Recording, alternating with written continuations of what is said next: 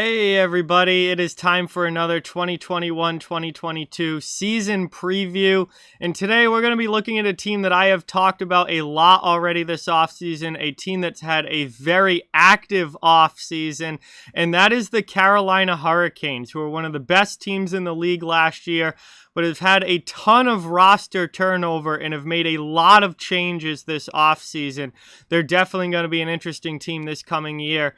And we're going to take a look here at all the moves that they made, what their roster's looking like, and preview their upcoming season. Now, before we begin, I just ask you to please subscribe and hit that thumbs up. It helps the channel so much and is greatly appreciated. But let's get into it.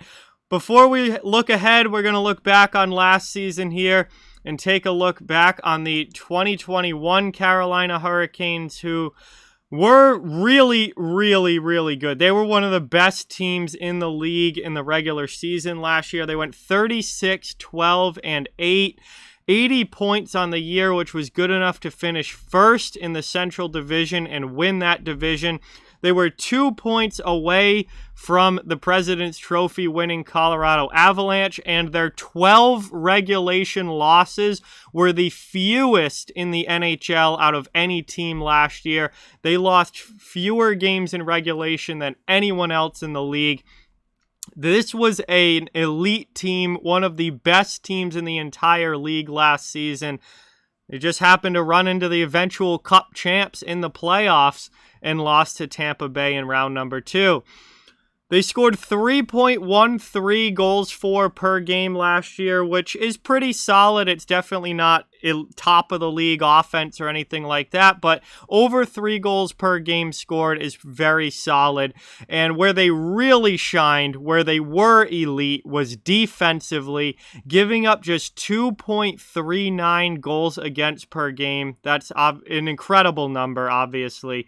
And they were one of the best teams in the entire NHL at keeping the puck out of their own net. Another area where they were elite is special teams. Both of their special teams were extremely good last season. They had a lethal power play at 25.6% on the man advantage. Very good. When you took penalties, Carolina scored. And they also had an elite penalty kill at 85.2% on the PK. They were near the top of the league in both power play and penalty kill. Their special teams in general were absolutely phenomenal. So this was a very good team last season. And one of the absolute elite top teams in the league last year. They were one of the best, and they put up some incredible numbers. Now we get to the offseason, though, and there have been a ton of changes, a ton of roster turnover for this Carolina Hurricanes team. Much more than you normally see for a cup contending team. So honestly, I don't even know where to start. We'll do the subtractions first. They've lost some big pieces. Dougie Hamilton, their top offensive defenseman, top pair guy for them, gone in free agency, signed with the New Jersey Devils. They lost all 3 of their goaltenders from last year. Alex Nedeljkovic was traded to Detroit, Peter Mrazek left in free agency, and James Reimer left in free agency. Depth forwards Warren Foegele and Brock McGinn are no longer there. Foegele was traded to Edmonton, and Brock McGinn was signed in free agency by the Pittsburgh Penguins.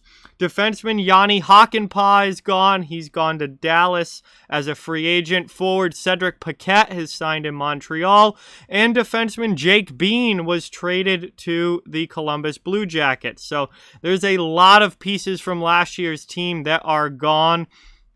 And as far as additions go, well, there's been a lot of them as well. Goaltender Frederik Andersen has come in to be the new starting goaltender for the Hurricanes, coming in from Toronto. Defenseman Ethan Bear is going to play likely a top 4 role for this team this year as he comes in from the Edmonton Oilers in the trade that sent Warren Foegele to Edmonton.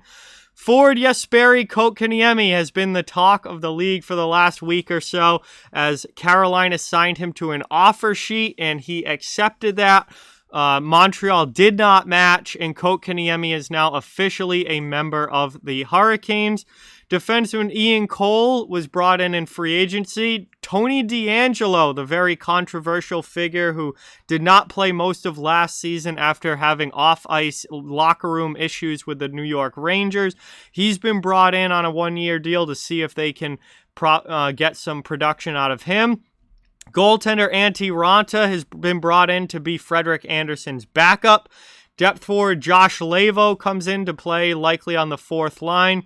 Depth defenseman Brendan Smith comes in to try and fill out this D-core where they've lost a couple of guys, especially as far as defensive depth goes. And forward Derek Stephan is going to be another kind of fourth line addition to this team. Veteran guy, leader, but has fallen off and had some injury problems over the last few years. So obviously there's been a ton of changes here. Completely new goaltending tandem for the Hurricanes. They've brought in a couple new D-men in DeAngelo and Bear, Brendan Smith as well, Ian Cole. So they brought in actually quite a few new defensemen. They brought in Kotkaniemi, but obviously they still losing Fogle and McGinn. That's definitely, kind of third, taking a chunk out of your third line there. All in all, it's been an active offseason to say the least for the Hurricanes. And it's going to be interesting to see how all of these changes work out.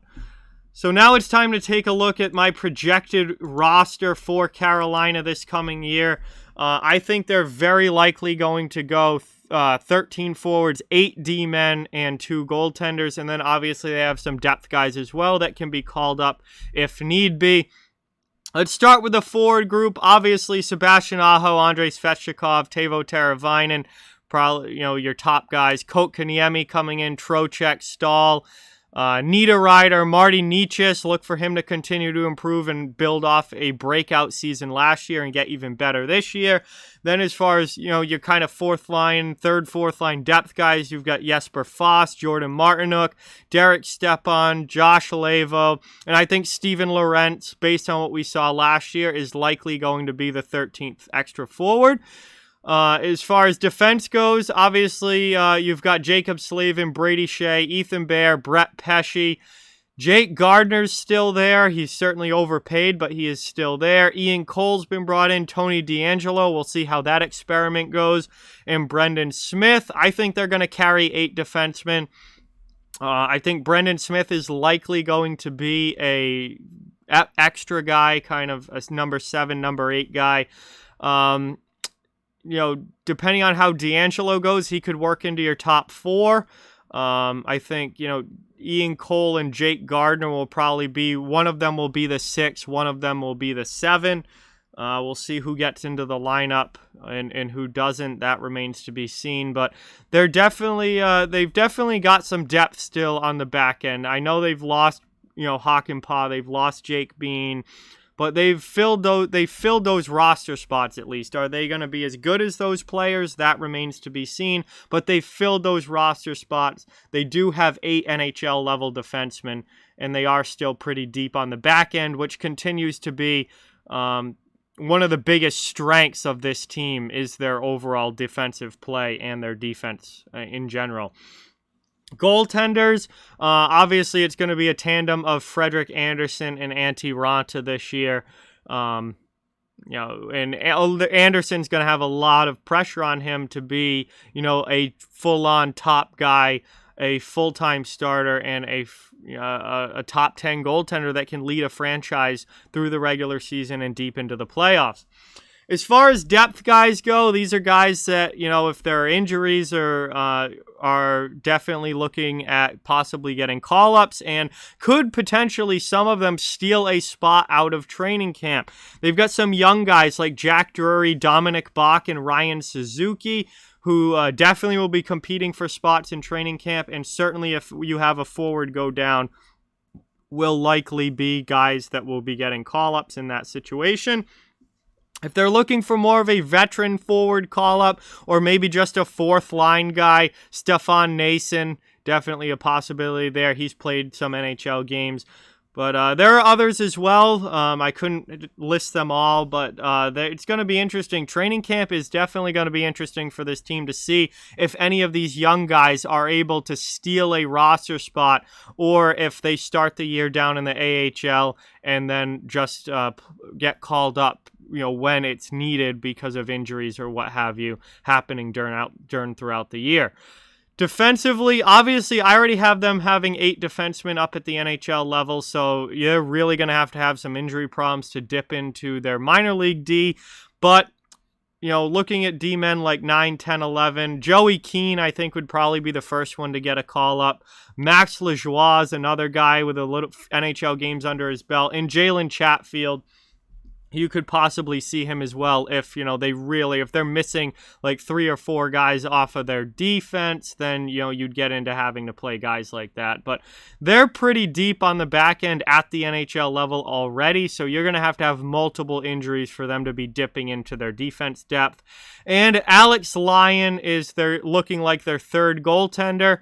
Obviously it's going to be Anderson and Ranta as the regular tandem, but both of those goaltenders have an injury history. Anderson and Ranta both have injury histories, and Ranta really missed a lot of last season. So it's definitely not out of the question that you could have to see a third goalie for the Hurricanes, and it looks like that's probably going to be Alex Lyon. So that is my projected roster based on what we have right now and what we know right now for the Hurricanes this coming season. There will definitely be some interesting camp battles, though, because I think guys like Dominic Bach, Ryan Suzuki, and Jack Drury are going to be trying to steal roster spots and try and work their way into NHL games this season. But is Carolina going to be as good as they were last year? Again, this is a team I've talked about a lot this offseason. I don't see them being 2 points away from the President's Trophy again. I don't see them still being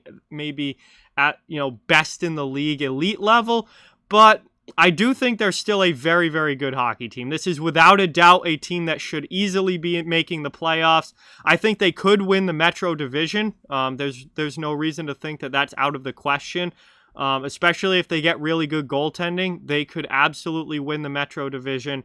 This is still a really, really good hockey team. And the more I think about it, the more I realize that all of the elite teams from last year have kind of lost guys this offseason. I've talked about Carolina maybe taking a slight step back this offseason, but the more I think about it, so is Tampa Bay. They've lost their entire third line. They've lost depth. So is Colorado. They spent a lot of money to bring back Landeskog and Makar, and that cost them on the depth end, and they weren't able to bring back Brandon Saad, and their defense core definitely took a hit this offseason.